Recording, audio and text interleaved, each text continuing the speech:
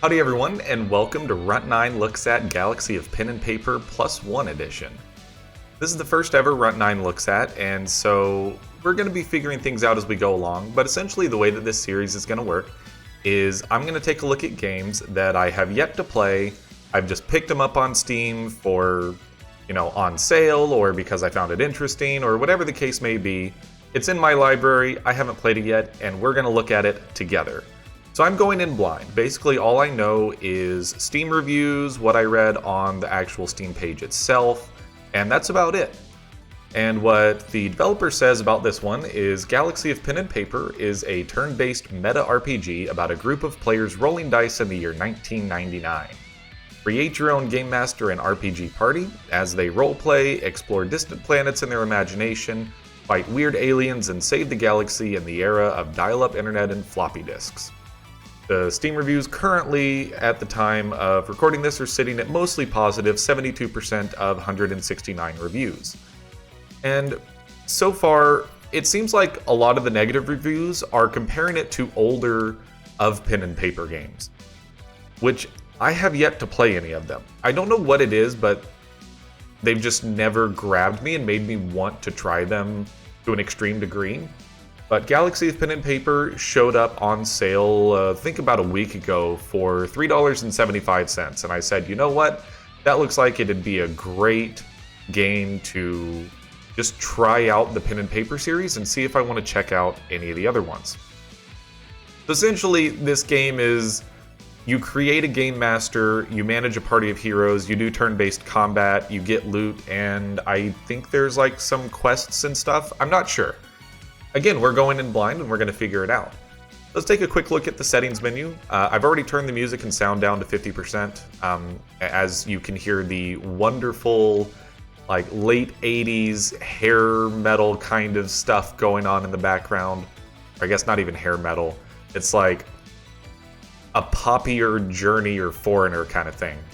So very, very mild settings menu. You've got music, sound effects, volume, you've got full screen or not, you've got resolution, and can confirm that the full screen is borderless. You've got English or Brazilian language, and it looks like there's potential for some community translations. So let's jump in, shall we? Take a new game here. And yeah, so we're going to play for, probably around 30 minutes. We're going to go until basically we feel like we have a good handle on our initial thoughts on the game. And we'll find out basically by the end of it if I'm going to take the next step, play some more either on stream or on my own time, and turn it into a Runt9 Reviews later on. Hello? Can you guys hear me? Is everyone here? I think so. I can't see you though. I think my network is acting up. Let me have a look at this. Who will be the Galactic Master? Who will join the game? Well, let's create a character. Okay, so right away, the pixel art is good, but also, and this is a common complaint I have with pixel art games, is they do pixelated text that sometimes is a little hard to read. Grab a little hydration here. Okay, so we have Romantic Reptoid Bounty Hunter. And I guess we can probably name it. So I'm not sure what all this means, what the different... Okay, so we've got 4 different stats. We've got power, base attribute for damage. Okay. Body, base attribute for HP, shield, and threat. Mind is base attribute for SP and shield. I'm going to guess that SP is the amount of points per turn you get for doing things. And senses, base attribute for initiative, shield regen, crit chance, and crit damage. Okay, so I can tell you right off the bat that I'm going to care most about senses and power, knowing the way that I like to play things, but I could also go tankier and go body and mind. So we've got, let's just go through all of these. So we've got 1, 2, 3, 4, 5, 6, 7, 8, 9, 10, 11, 12, 13. 13 of these. And it looks like they have different stat combinations and different passive skills. So we're going to glance through these, and the first one that just jumps out, we're not going to go through all 13 or whatever there were, but first one that jumps out, we're just going to go with. So Achiever gets +1 power and senses. The Achiever achieves bonuses for each achieved achievement. Okay. The friend you need, there's a slight chance he will join your basic attacks. So this is the buddy. So this is the type of game master that when he feels like he accidentally made too difficult of an encounter, he, secretly does a roll and, hey, this guy totally didn't just roll a 1, or, we'll just, he doesn't attack you. He turns and runs, but we were losing. He turns and runs. That's that game master. All right, you've got the Munchkin. The only one who have read the FAQs and know that characters she may equip the same gadgets. Okay, so it looks like there might be some rough translations here we'll have to get around as well. Got the Show Off. Better chance of acting first and may counter enemies' attacks to show how he's so cool. Definitely have met game masters who really just like to show off how much they know about the D&D world, but aren't necessarily good GMs. We've got the Slayer. Each time a foe is finished by these hands, some of his HP is recovered. So right there, I'm going to stop you right there. That's right up my alley.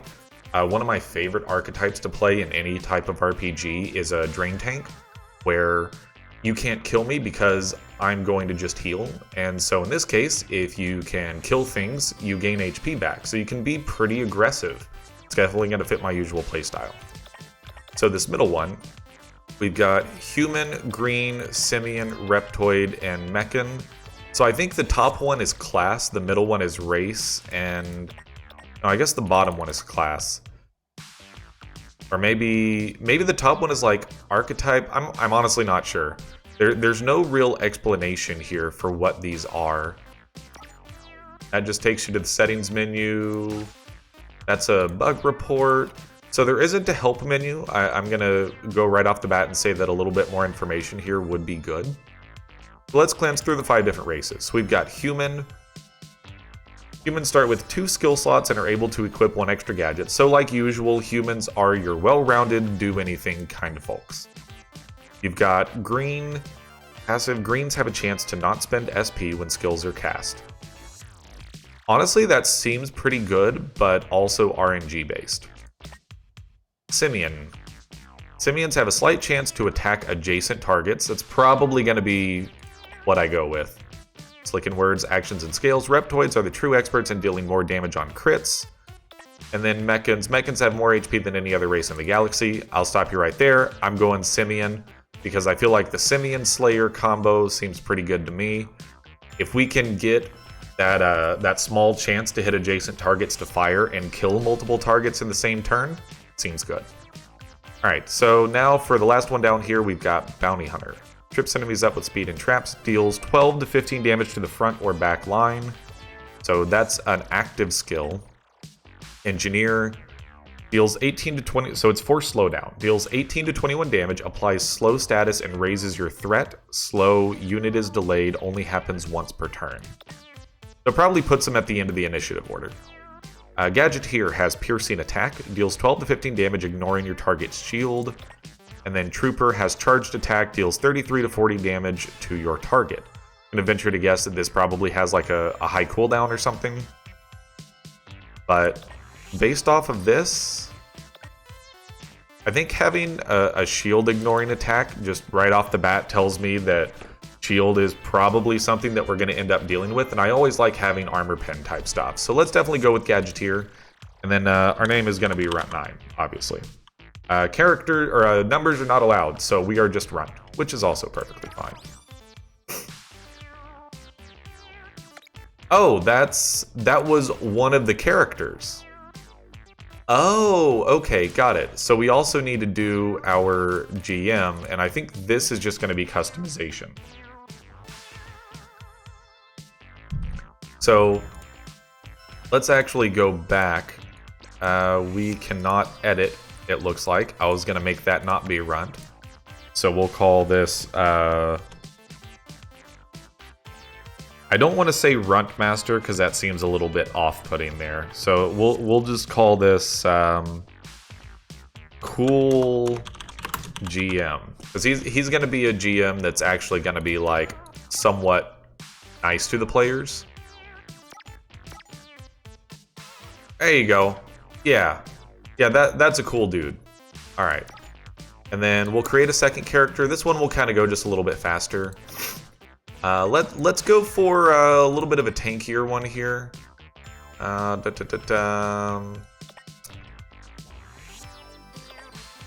Always brings pizzas. That's definitely a healer. Explorer, double experience points. Strategic formation are faster and do not end his turn. Constantly learning. Socializes. Show off. I'm gonna say let's go Buddy with Mechan, and we're definitely going for body and mind here as much as possible. I'm gonna say Engineer is probably gonna be our best bet here. Yeah, Engineer, the slow debuff seems good, and we'll just call this guy Tank.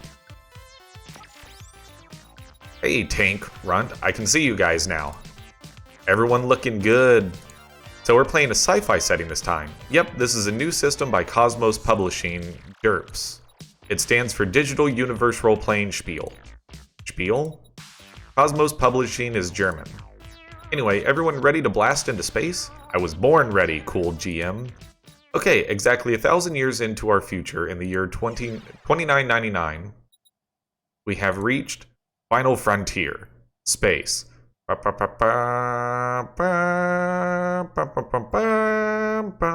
Don't mute my video, please. You live in Tauntaun, a sand planet located on the Lagine system. Anywhere you look, tall sand dunes stretch as far as your eyes can see.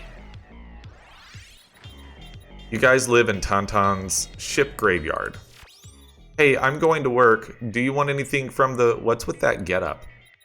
I call this method game running. You know that'll be for nothing if you haven't studied the core book, right? What kind of third-rate GM do you take me for? Alright, I'll leave you to your game. Okay, bye Mom. Love you. Back to Tauntaun, finally. You live on Tauntaun's ship graveyard. You sold all your stuff to buy a spaceship from Vestro, a local used spaceship dealer. Unfortunately, you didn't read the fine print when you signed the contract. You are now bound to Vestro until you pay him 1 bajillion credits. What a rat. Hey, doofuses. Oh, he slithers. Hey, doofuses. Insectoids have holed up inside the storage. I'm really happy I have a pop filter on my mic because that would sound just absolutely awful otherwise. And it probably is still going to annoy headphone users. So I'm not going to do that anymore. They refuse to pay rent, so kick them out. Vestro orders you guys to kick out the mothtoids in his storage. What do you say? So power will squash them, or body, I'm sure they can be reasoned with. Let's squash them. Cool, you get bonus interpretation XP. Okay, now Vestro says... Don't mock me, you big brute, or I'll increase your debt. Who mocked anyone here? Mission start. It had to start on a sand planet, because we're on Tauntaun, not Tatooine, we swear. Clear Vestro's storage shed from the invading insectoids who don't pay rent. Grab a little more water here. There's a lot of lines and talking here. And I'm definitely not usually one for lore, but we're playing a game that's literally about being a game master running a D&D campaign, so I mean I'm gonna read the text out. Boxes of bits and pieces of spaceship parts are piled around Vestro's storage shed. You soon come across the insectoid intruders, a bunch of mothtoids. Bzz. Hey, keep quiet. We're sleeping here. Bzz. You find the intruding insectoids. What do you do? So we can either squash them or tell them you can't stay here, guys. Let's take the less aggressive approach here. Says who? Bzz. Me. You're no bzz arachnoid. We don't recognize your bzz authority.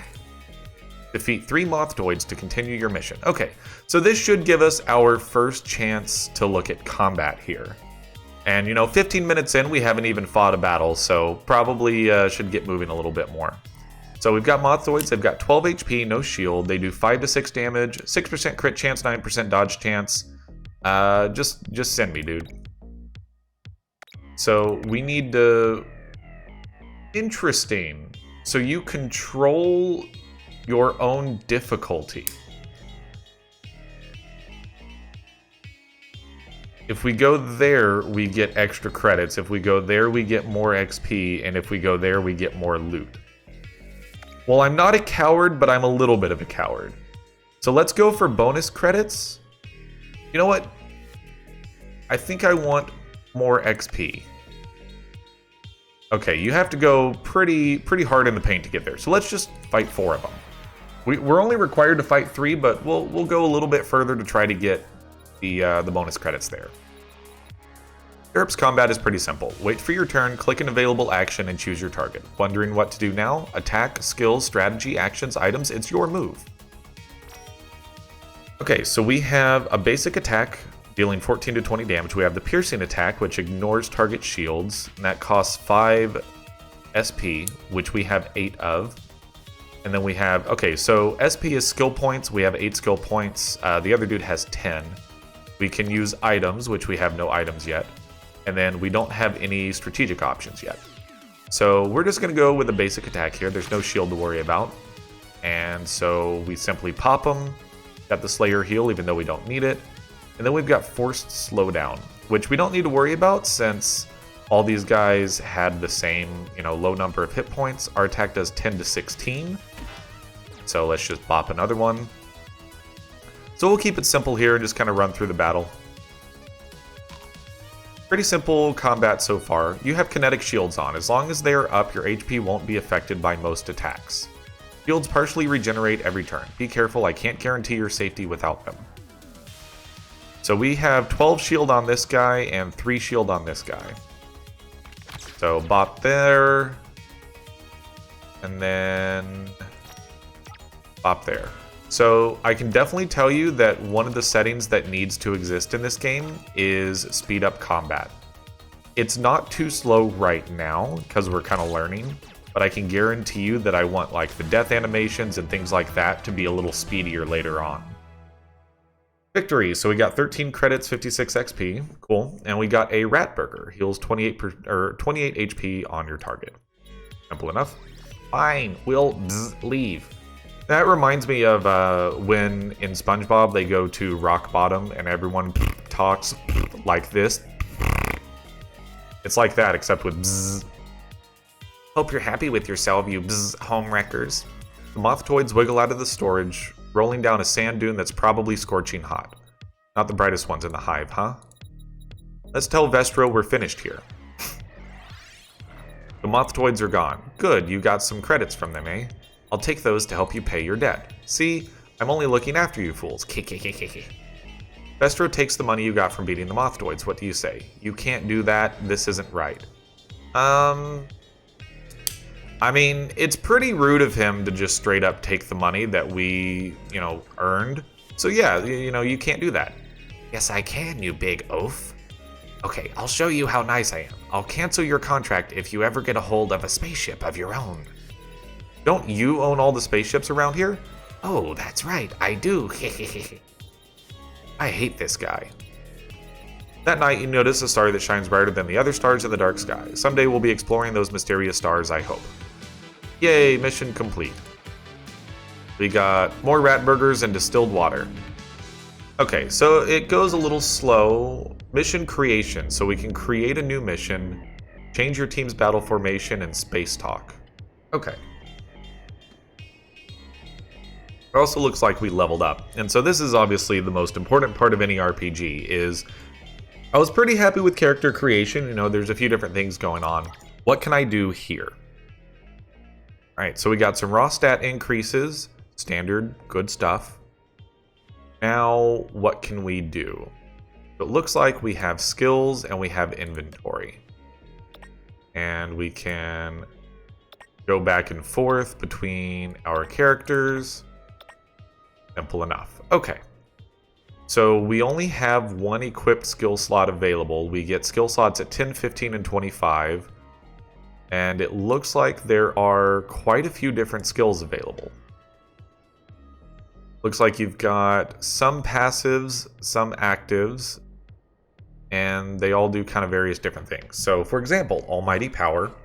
Your basic attacks deal 11 to 14 extra damage if your target has stun status. Change Ally. Change your target's front backline and reduces its threat. Change your target's front backline.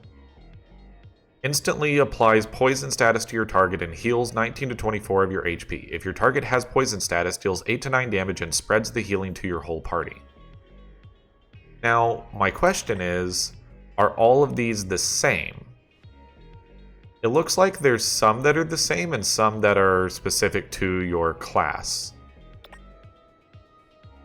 So like the pull and push, it looks like you can get on either one. But for example, Raging Shout says class under it, and that seems to be specific to, I'm going to guess, the engineer or buddy. So this one raises your threat, deals damage to your target. If you have high threat status, it also does damage to the opponent behind your target.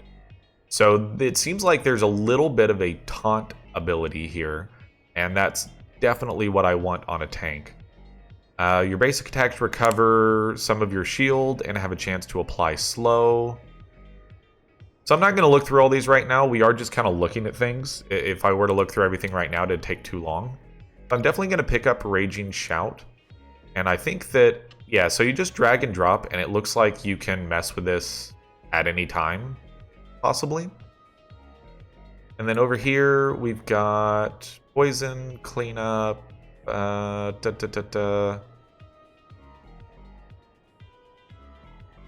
Luckiest. I mean, 15% crit chance is great. Your attacks do not remove confusion. Your basic attacks have... I mean, 20% chance to inflict burn is pretty great, not gonna lie. Increased initiative. Yeah, I'm gonna go with a passive here for... I guess since I can only equip one, that does stink just a little bit. But I can see where coming up with powerful combos later on could be pretty entertaining. So yeah, I think Heat Signature will pull in here, and yeah, 20% chance to apply burn on the same dude that has a small chance to attack adjacent targets, and when he kills somebody, he heals. All seems good. We've gone through the level up process. The team's battle formation doesn't look like you can really do too much. So, front line plus 10 damage for all party members on the front line. Back line minus 10% threat for all party members on the back line. I wonder if I put him there, if he can still attack without a ranged attack. I don't know how that works. So I clicked on the talking one. You're adventurers, aren't you? Must be so nice, that. Discovering the wonders and secrets of the verse and its peoples. It is. Why don't you try it too? Me? I don't know, it looks very dangerous. Well, yeah, there's danger involved, but you can take it easy at first. Don't need to take everything in at once. Actually, you're right. I can go in adventures. I will sell my possessions and buy a ship. Hey, don't go over, but I, Rufus, will discover all the secrets the verse has to offer. He runs off excitedly. Now there's someone easily excitable. Well, good luck to him. Hopefully we'll meet again. Alright, so let's go to mission creation. Alright, time to test the mission creation system. By choosing a mission type, mission giver, and setting, you can create all sorts of adventures. Okay, so this is a very interesting system. So we've got a campaign quest. Doesn't look like there's too many options yet. So we're going to click through a little bit quickly here. NT Protector, use a good scrubbing, help somebody help. Some guy wrapped in a towel is screaming for help. Who are you? He is a person. He came here. Enough blubbering. Tell us what you're here for. Oh, right. Someone's sending raiders to take over. Blast it. That's bad for business. Alright, Kent, I'll lend you my private soldiers for a price, of course. Fine. Escort Mr. Kent back to Crazy Camel and take care of those sand raiders. we can take the ATV. Why in the verse is a town called Crazy Camel? It's a long story. You don't want to know, trust me. So we have Mr. Kent, and we're going to go travel somewhere to escort him. And so we have options as far as what we do. We can create own battle scenarios, create another mission, or we can go do that one. Let's go look at mission creation. So obviously there's just not much we can do right now. If we go look at create battle, there's Sand Raiders, Petramen, that's it. Well, we're probably about to face some Sand Raiders anyways. So let's just do Planetary Travel. So this is kind of our overworld map, it looks like. So we're gonna go ahead and go here. You find a beautiful fountain of clear liquid. You take a closer look and there's a note that says, "Drink me, will you?" I mean, yeah, I'll put my head inside the water to drink it with gusto. So we heal 1 HP, 1 SP, and we get 10 rep. Okay. So we are at Crazy Camel.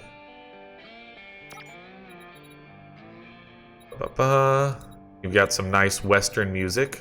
Hey, we have to pay a toll. Ha ha ha ha ha. It's funny. He has a sensor bar.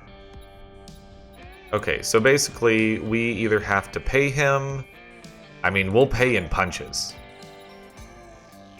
We have to defeat 5 Sand Raiders. Alright, well, let's make it 6, shall we? Actually, just beating 5.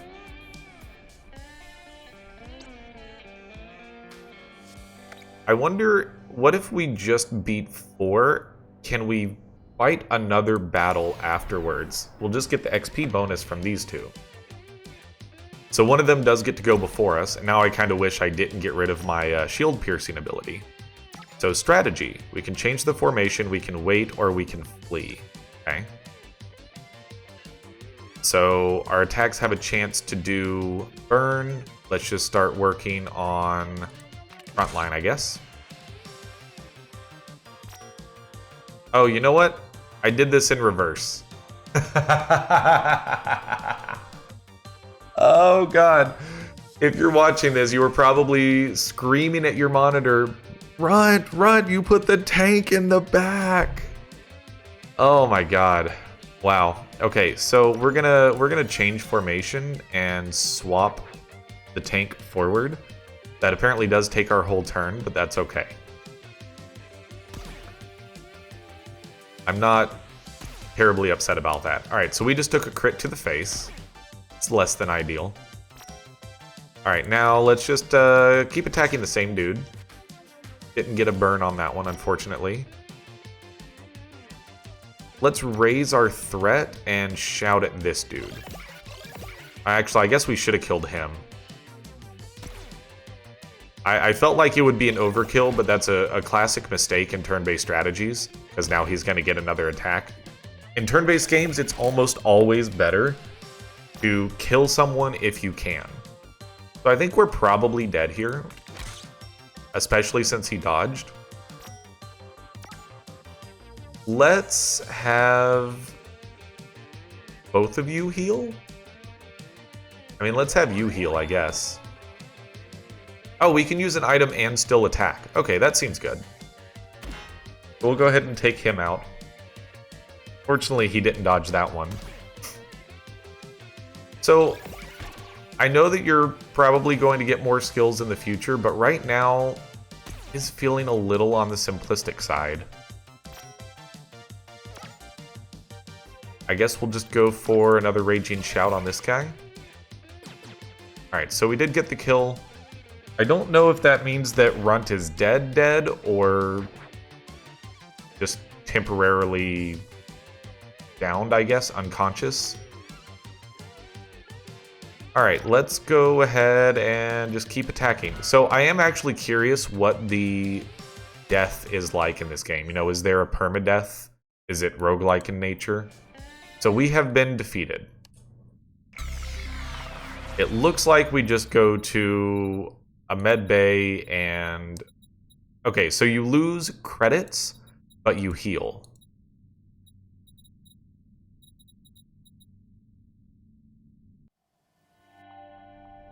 Okay, and then basically you get to try it again.